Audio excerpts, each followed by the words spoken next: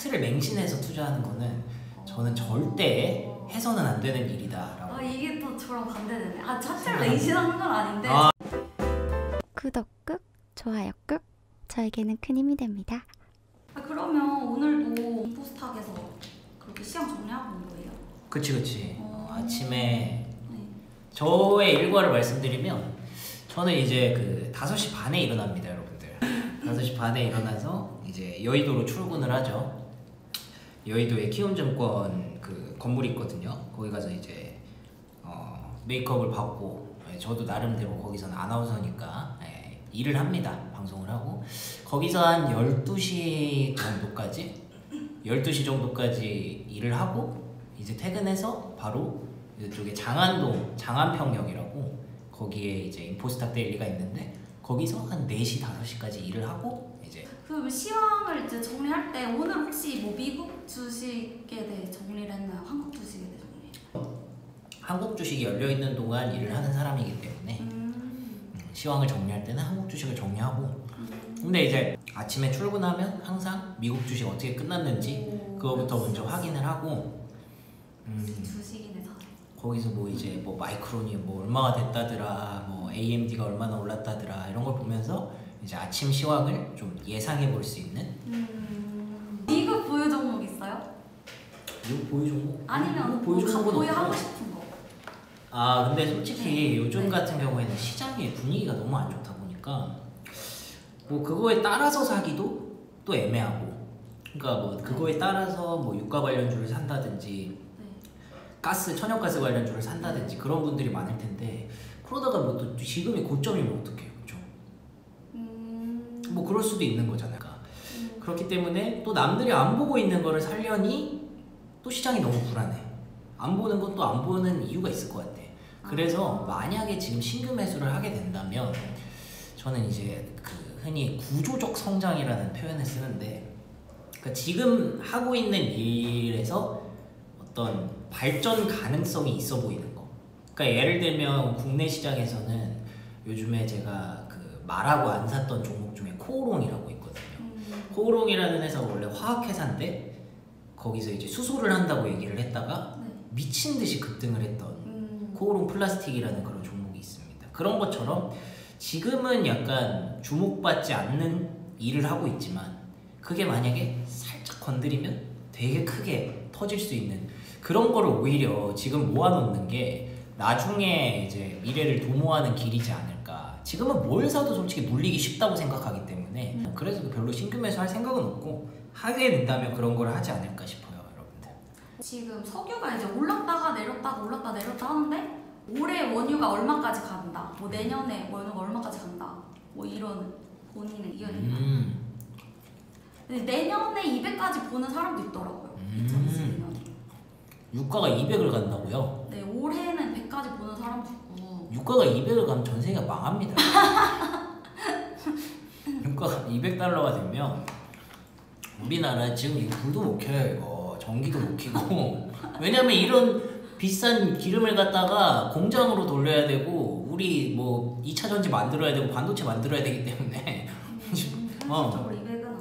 현실적으로 200은 저는 거의 불가능하다고 생각하고 근데 뭐 100달러 얘기는 종종 나와요. 100달러 얘기는 나옵니다만 근데 또 이제 유가가 너무 빨리 올라갔을 때 부담스럽게 느껴지는 나라들이 분명히 있단 말이죠. 유가라는 거는 변수가 많습니다. 이게 단순히 수요와 공급 논리에 의해서 정해지는 게 아니라 전 세계적으로 정치 흐름도 봐야 되고 미국이 지금 누구랑 중동의 어떤 나라랑 친하게 지내고 있는지, 그래서 중동 어떤 나라를 구슬려서 유가를 올리고 싶은지 내리고 싶은지 이런 것까지 다 감안을 해야 되기 때문에 유가는 뭐 예측할 수 있는 부분은 아니고, 그래서 흔히 알기로는 이제 60달러에서 80달러 선이 가장 적절한 유가다라고 보고 있기 때문에 올해 조금 오버슈팅을 해서 뭐 100달러까지 갈 수 있을지는 모르겠지만 거기까지 가는 걸 우리도 원하지 않고 전 세계의 어떤 지도자들도 원하지 않을 겁니다. 그렇기 때문에 그것까지는 쉽지 않다라고 개인적으로 생각을 합니다.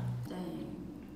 금융주가 이제 금융주는 좀 랠리가 죽었어요. 이제 저는 미장 위주로 보니까 미국 주식 그 중심으로 봤을 때 금융주 조금 꺾이기 시작했는데 벌써? 네. 그러니까 금융주가 근데 또 다시 뭐 11월 FOMC 이후에 또 갈 수 있다고 생각하는지 그런 가능성이 있는 금융주는 원래 애초에 그렇게 탄력이 강하고 변동성이 크고 그런 건 아니잖아요. 그러니까 근데 제일 그거를 노잼이야.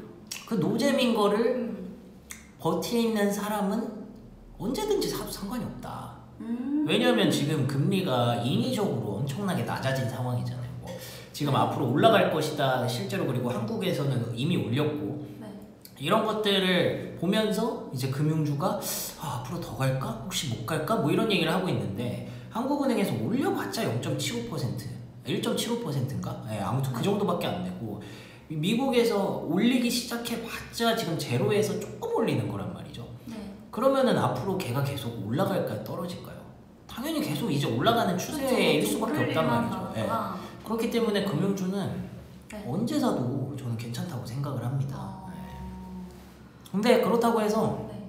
금융주로 여러분들도 다 알겠지만 금융주로 1억 천금을 노릴 수는 없잖아요. 그건 그래요. 그렇기 때문에 그거를 살 생각이 있고 관심이 있으면 고민을 할 게 아니다.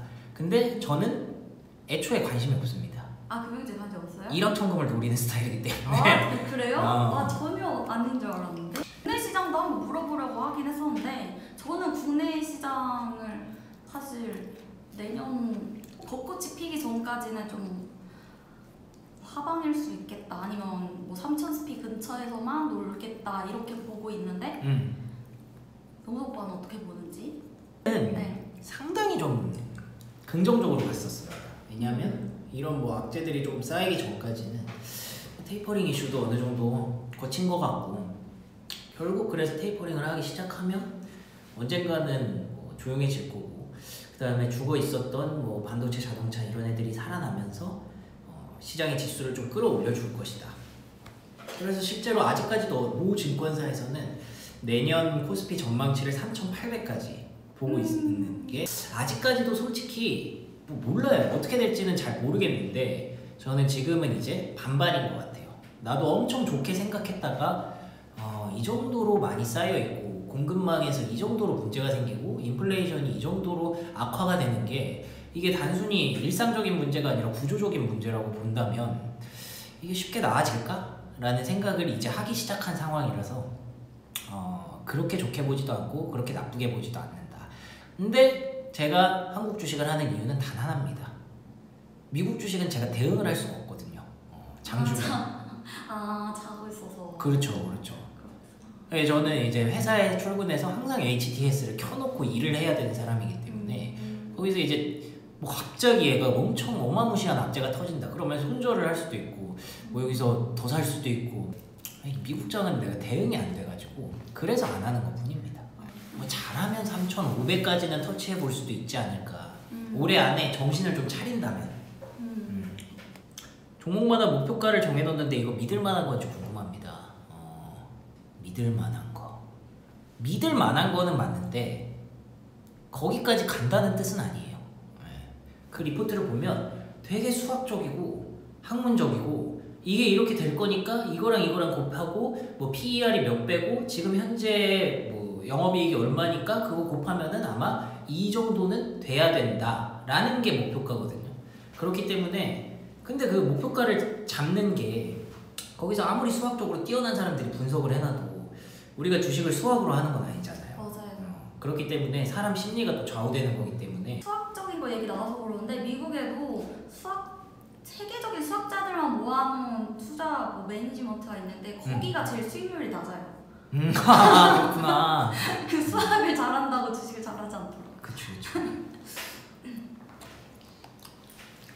차트를 보고 투자 성향은 어떤가요?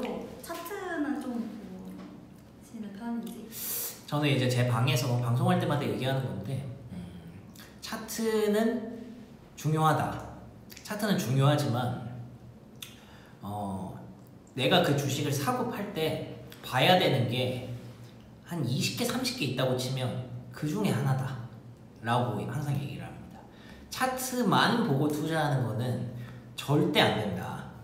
라고 생각을 하고 그 기업이 뭘 하는 기업인지 그리고 뭘 해서 얼마나 벌고 성장성이 어디서 나오고 심지어 그 기업의 CEO는 어떤 사람이고 그 기업이 지금까지 어떤 것들을 해왔고 그 CEO는 어떤 것들을 해왔고 그러다가 그럼에도 불구하고 주가가 왜 여기 있지? 라고 생각할 때 차트를 보는 거지 그거 말고는 차트를 맹신해서 투자하는 거는 저는 절대 해서는 안 되는 일이다. 이게 또 저랑 반대되네. 차트를 맹신하는 건 아닌데 아, 저는 일단 차트에서 골라요. 아니다 싶으면 아니 차트에서 이쁜 것만 이제 골라내가지고 그 다음에 이거 무슨 기업이지? 그때 알아봐요.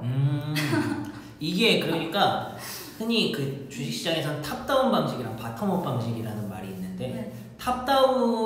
저는 탑다운을 좋아해요. 왜냐하면 전체적인 시장의 흐름을 먼저 보고 이 시점에는 이런 애들이 조금 더 수혜를 받겠다라는 걸 보고 거기서 이제 찾아 들어가고 마지막으로 얘가 차트가 이 정도 있으니까 얘는 사도 되고 얘는 사면 안 되겠다 이런 걸 판단하는데 보통 이제 바텀업 밑에서 올라오시는 분들은 종목을 먼저 보고 그림을 먼저 보고 얘가 이렇게 있으면은 왜 얘가 여기 있을까? 라고 생각해서 이렇게 올라가고 요즘 분위기가 이러니까 얘가 여기 있으면 안 되겠네 라고 생각하는 거예요. 그냥 뭐 정답은 없는데 그냥 각자의 선호도 차이죠.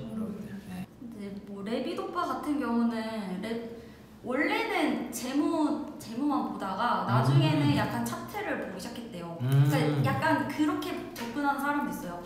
그러니까 공부를 할 때 이제 이론이랑 교과서 다 본 다음에 문제 푼 사람이 있고 차트는 약간 문제 풀이 기출 문제만 푸는 그런 그럴 느낌. 수도 있겠다. 그런 거. 저 옛날에 학교 다닐 때 문제 풀 때 이론에 대해서 무조건 먼저 해야 된다라는 생각은 있었기 때문에 약간 그런 게 생각을 못 해봤네.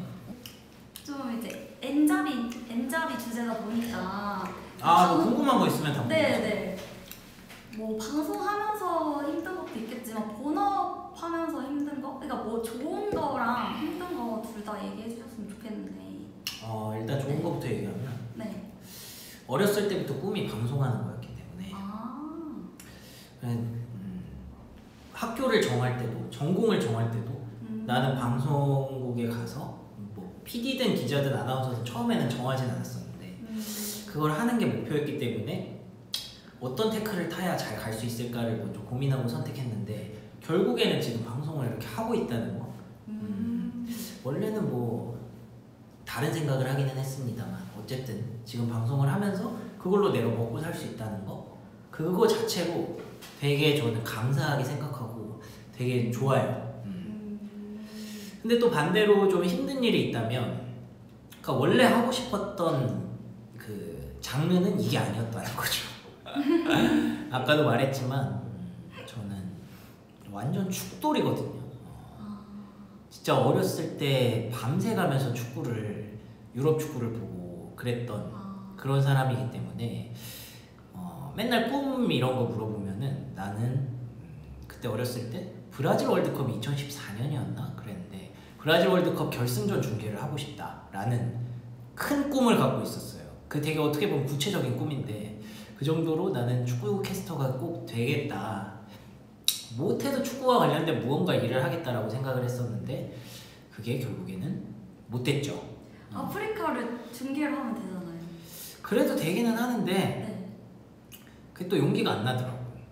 지금 이제 경력 있는 거 얻는 주식이니까. 그치. 그래서 많은 사람들에게 알려지고 네. 그래서 언젠가는 내가 뭘 해도 사람들이 좋아해주는 그런 사람이 되는 게 작은 꿈입니다. 네.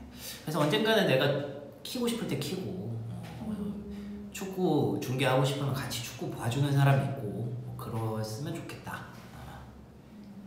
맞아. 거절을 잘 못한다 그러는데 그거 약간 맞아요? 그런 스타일. 그거 어디서 알았어요? 이 MBTI 나와요. 그렇구나. 거절을 잘 하진 않죠. 웬만하면 도와주려고 하지. 그러니까 그게 착한 거죠. 저 칼거절 너무 잘해요. 지금부터 한 30분 정도 제가 진행을 합니다. 진짜요? 너무 편하다 진짜. 질문과 답변을 뭐 제가 생각나는 대로 할 테니까 혹시 팅커님 술은 탱커신가요? 라는 질문이 들어와서 이거 진짜 근데 궁금해서 물어보는 거예요. 네네네. 그냥 이제 술을 얼마나 먹는지 궁금해서. 근데 술을 못 먹는 사람이 이러는 거죠. 술 잘 먹는 사람 조용히 가만히 또. 진짜로 술을 그래서 얼마나 먹는데요? 저는 소주는 한 병도 못 먹어요.